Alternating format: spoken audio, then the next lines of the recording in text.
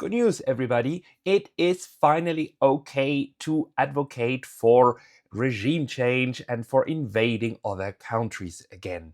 After 3 years of telling us that no country is allowed to invade another one and how immoral and wrong it was of Russia to invade sovereign Ukraine and how the sovereignty of states and sovereignty of nations is the highest good one can uphold in the rules-based international order, and how no decent human being would ever even dream of invading a sovereign nation, it is now okay. It's okay again to advocate for doing exactly that if the United States does it. And guess where it is okay again? It is okay in Venezuela.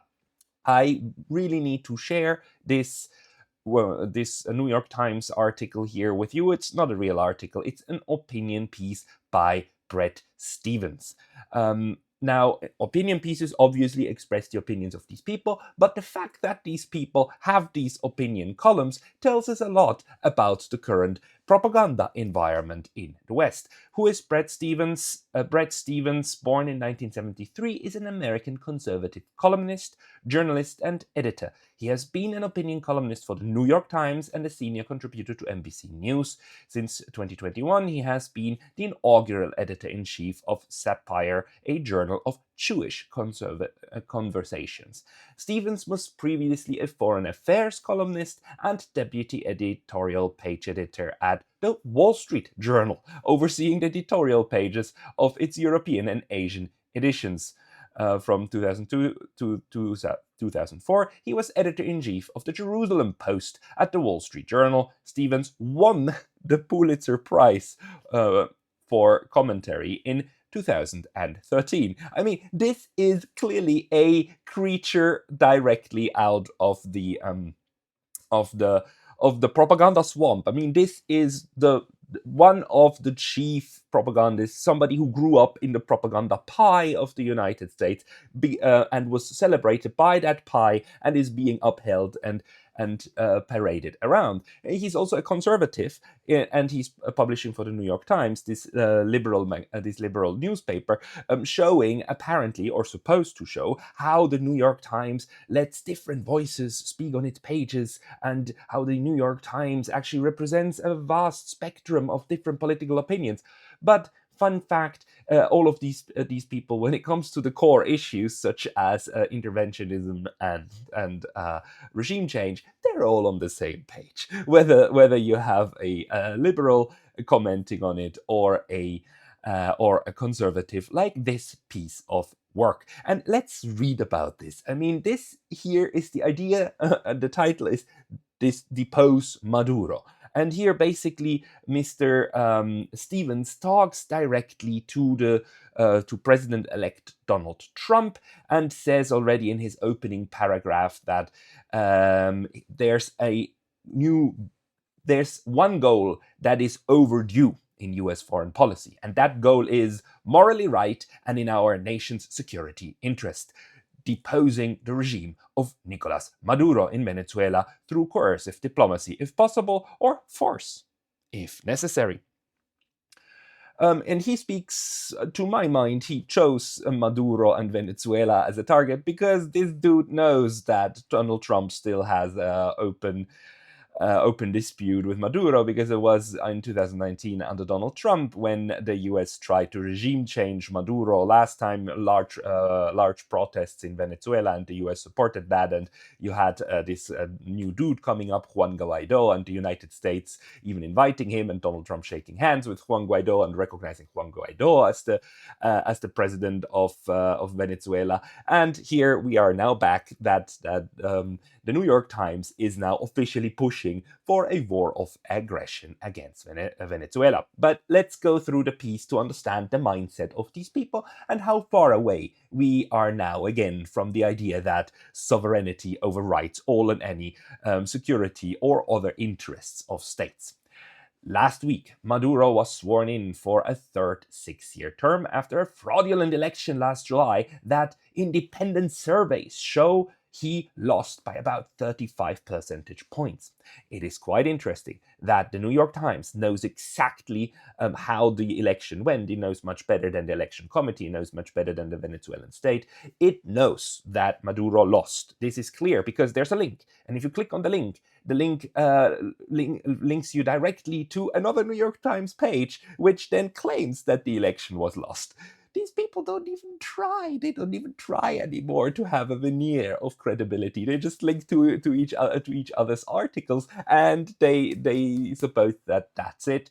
That's all we need. Because if you have links, everybody who looks at the New York Times page and sees that there's a lot of links, you know that the person did research, right? And this is all like, it's basically like footnotes, and a footnoted article is something that is true, because footnotes mean truth, links mean truth. Therefore, more links, more truth. True story. The article then tells us like how fraudulent the current regime in Venezuela is, and how Maduro has nothing, is not a president. He's just a dictator, occupying this seat that should be taken up by a completely different cast of people. And he complains about all of the Venezuelan regime's crimes. Among them, as of November, the regime held an estimated 1,800 political prisoners. 1,800. And this is coming from a person who, by the way, defends Israel, defends what Israel is doing in Gaza at the moment, and who never ever complains about the 10,000 Palestinian hostages held by Israel. Right, these people, these 10,000 people, and here we have the statistics from this Israeli non-profit organization, B'Tselem, which is a human rights organization and tries to count the Palestinian prisoners in Israel. Which says that as of June 2024, the Israel Prison Service was holding 9,440 Palestinians in detention. Right, so this is something that these people, that he never complains about, not once, no, nothing. But that there are allegedly 1,800 political prisoners, however they are defined, in Venezuelan prisons. This is something that is worth intervening, right, in Venezuela's internal political process. The article actually also mentions that a lot of people in Venezuela suffer of malnutrition, effects of malnutrition, millions of people, and the article doesn't mention once that this malnutrition is due to the economic sanctions Venezuela is under, that are imposed by the United States, not by the United Nations, but by the US, and that that it is the very policies of the US that makes sure that malnutrition and a bad economy are now ravaging the Venezuela. This is the mindset of these people, right? They manufacture their own humanitarian catastrophes, which they then use as a pretext in order to argue for the necessity of intervention, just as they did in Syria, just as they do all over the world. The article continues, and Maduro continues to court our enemies, starting with Iran, which has reportedly established a drone development base at the Venezuelan airbase. This is also very telling because in the context of Ukraine, we were told that every country is free to choose its own alliances. Every country has the right to choose who it wants to militarily cooperate with or not. But here we see again that this rule of everybody is free to choose alliances only applies to the friends, vassal states of the United States. It doesn't apply to anybody else. If anybody else cooperates that the United States doesn't like, then that is a threat to US national security and to global peace and stability, and it needs to be immediately cut off, right? Rules for thee, but not for me. Then he asks this propagandist, what could bring the regime down?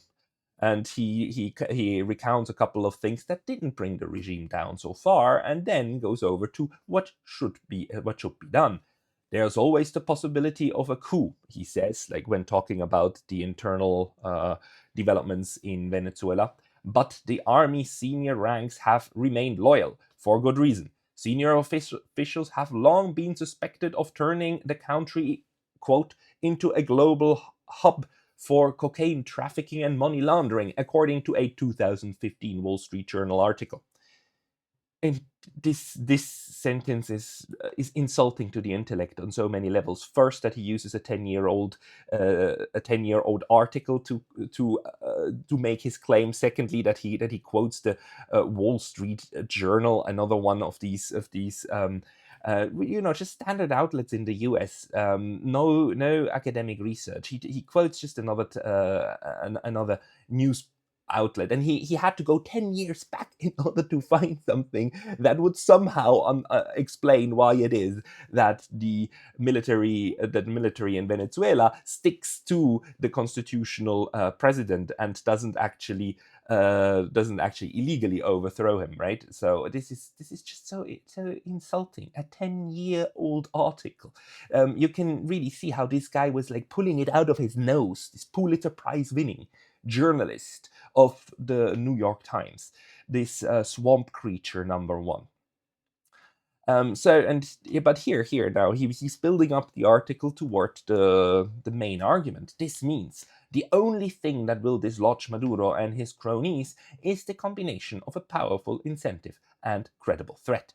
The incentive is an offer that he and his henchmen go into permanent exile.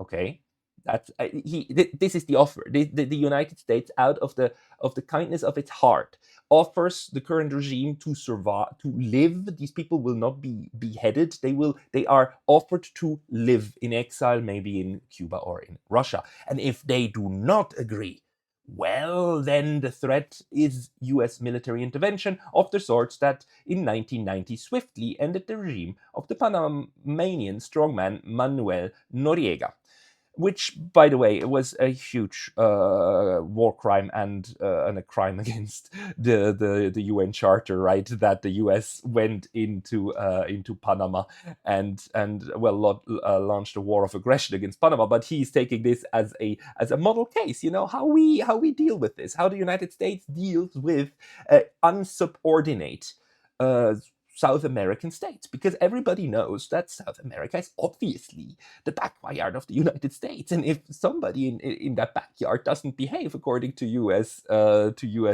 Wishes, then well, it is the not just the right but the obligation of the United States to make sure that the backyard remains clean. Go and brush it up, just like with Nicaragua, right? It's the same thing. These people are so incredibly drunk on U.S. power projection and the and just the ability to destroy other nations with U.S. power, that it's really scary, really scary. He continues. If this sounds bellicose, it's by design. At least he admits it. Maduro and his cronies will relinquish power peacefully only if they are convinced the alternative is worse. The point of a powerful threat is that it reduces the chances of having to carry through with it. It's like, okay, your entire strategy is built on a bluff. You're building your Venezuela strategy on bluffing by threatening military intervention. Because, by the way, threat of force is also not allowed under the UN Charter.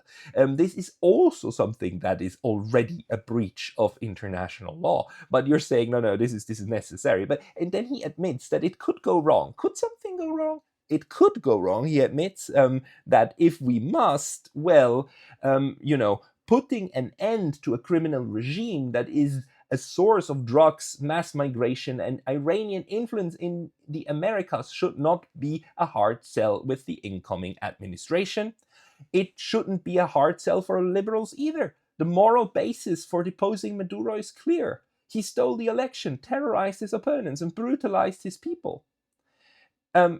This dude really thinks that it is fine to just state that everything will be better for Venezuelans, and therefore that's the liberal case to interventions, and that, well, the humanitarian catastrophes that usually ensue when the United States invades countries, like the million people that died in Iraq after the United States invaded in 2003, that all of that is gone, and it is out of the conception of these interventionist bastards.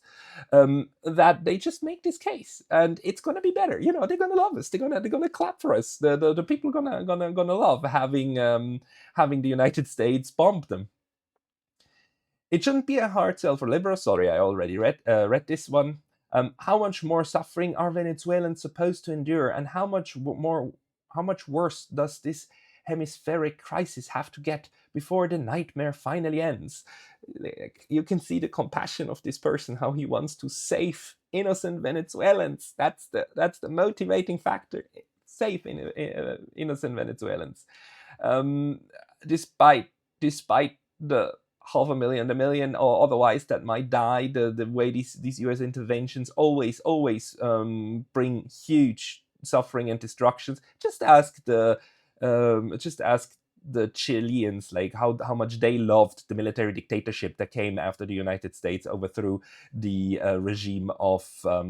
The democratically elected government of Mr. Allende back in the 1970s. You know, the US obviously doesn't care. These people don't care about people. They don't. Humanitarian reasons are, and he's not even trying to hide it very much. You can see that he's just saying, like, you know, I'm now going to give you the liberal case, right, for humanitarian intervention. It is utterly despicable. And he ends his article with, ending Maduro's long reign of terror is a good way to start the new administration, and send a signal to tyrants elsewhere that American patience with disorder and danger eventually runs out. The United States is patient, ladies and gentlemen. It is patient with dictators. It is forbidden to be a dictator because the United States said so, unless you're a dictator that does exactly what the United States wants. I mean, if you are an unelected president in another country, let's say something like Ukraine, you kind of suspended elections and you're just ruling there by decree, then that's okay. That's okay. You're aboard with us. But if if the United States claims that you didn't win an election, but that you lost an election, then you need to leave. You need to leave the country. You need to flee to Russia or to Cuba. Otherwise, the United States will come in and take you out by force. And that's the rules-based international order for you, ladies and gentlemen. And I'm kind of relieved now that we're back at a point where in the New York Times this is sayable again, and you know the sovereignty of states is nothing anymore that somehow can save them from U.S. interventionism. Luckily, sovereign states only protects friends of the United States from interventions by other forces, not anyone else in the world from U.S. interventions. That's not what these people ever meant when they said that you cannot invade a sovereign nation. You can, of course, do that if you are the United States or NATO, and if you're doing it for these reasons, for a good heart, right? When you're a good-hearted person, and not just because you think that President X or Y needs to go away.